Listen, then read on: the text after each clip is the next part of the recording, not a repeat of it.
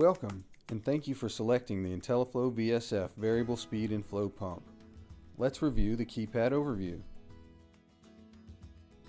When approaching your pump, you will want to know what your keypad is displaying when your pump is running standalone, for example, not on automation.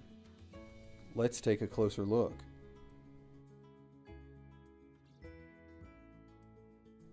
Time will display your current time.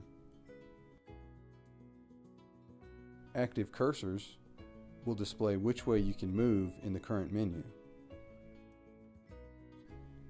Operating mode will display which mode you are currently in, manual, egg timer, or schedule mode. Current speed or flow will display your requested RPM or GPM for the program that's running.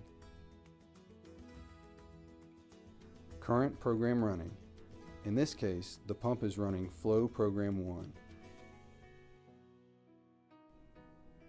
This will display real-time information of your pump. Watts is the power usage. Press your right arrow and it will now tell you speed in RPM. Press your right arrow again and it now displays your flow in GPM. Press your arrow once more and it will display your system pressure in PSI.